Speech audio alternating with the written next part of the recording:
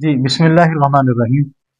तो हमने उन आयात का तर्जमा हल करना शुरू किया था जो आयात लफ्ज़ रब्बाना से शुरू हो रही हैं। तो अब यहाँ फ़ायदे के तौर पर एक लफ्ज़ आम तौर पर हम बोलते भी हैं, सुनते भी हैं, अल्लाहुम्मा।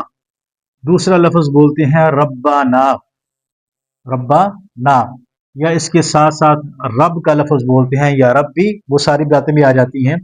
तो अल्लाहुम्मा और रब्बाना, इन दोनों में फ़र्क क्या है? दोनों का एक माना है या माने के एतबार से फ़र्क है? तो पहला जो लफ्ज़ अल्लाहुम्मा है ना, इसको देखें, ये था असल में या अल्लाह, या अल्लाहू। तो ये असल में था अल्लाहुम्मा, असल में था या अल्लाहू। तो फिर उसके बाद क्या किया जी, इसके अंदर क्या तब्दीली हुई? ये जो शुरू में लफ्ज़ या था ना, ये जो शुरू में लफ्ज़ या था, इसको ख़त्म कर दिया और इसकी जगह जो है आखिर में मीम मफ्तूहा, ये जो मीम है ना, इस मीम के ऊपर ज़बर है तो इसको कहते हैं मीम मफ्तूहा।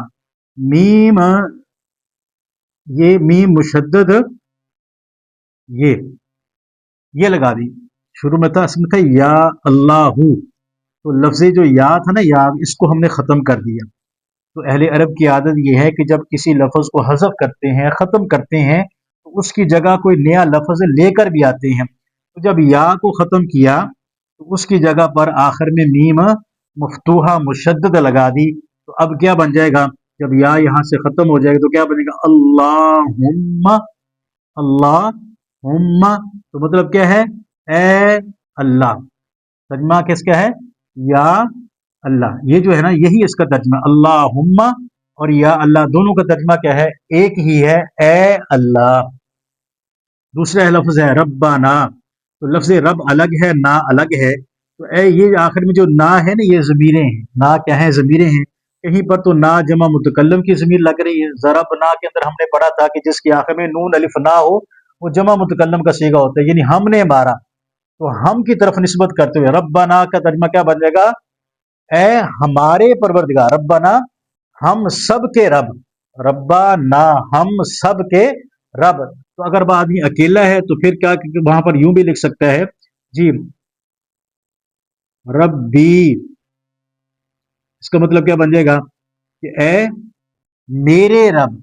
या का मतलब है मेरा और ना का मतलब है हमारा। तो रब्बी, ए मेरे रब, और रब्बाना, ए हमारे रब। और कहीं पर लिखा होता है जी, रब्बुका। ये ज़मीरों का सबक इंशाल्लाह हम बाद में पढ़ेंगे। रब्बुका, तेरा रब, रब्बुका, तेरा रब। तो असल में जो हमारा जो बुनियादी सब लफ्ज़ था, जो बुनियादी आज का जो सबक है, अल्लाहुम्मा और रब्बाना, इन दोनों में फ़र्क है।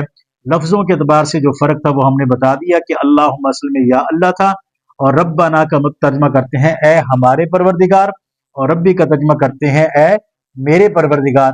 दूसरा फ़र्क इसमें यह है, पहला फ़र्क तो हमने ये पढ़ लिया। दूसरा फ़र्क इसमें यह है कि अल्लाहुम्मा के अंदर जो लफ्ज़ अल्लाह है, ये अल्लाह का ज़ाती नाम है, ये अल्लाह का ज़ाती नाम है। और रब, जो लफ्ज़ रब है, ये अल्लाह का सिफ़ाती नाम है।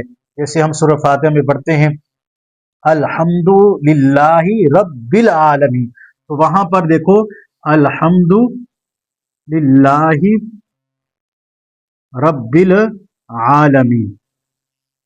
अब यहाँ पर लफ्ज़ रब भी आ रहा है, लफ्ज़ अल्लाह भी आ रहा है। तमाम तारीफ़ें उस अल्लाह के लिए हैं जो सारे जहानों का पालने वाला है। तो लफ्ज़ अल्लाह, ये अल्लाह का ज़ाती नाम है।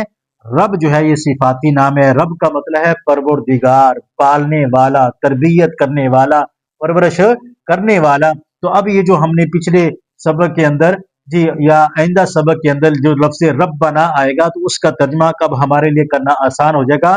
रब्बाना, ए हमारे परवरदिगार, ए हमारे पालने वाले।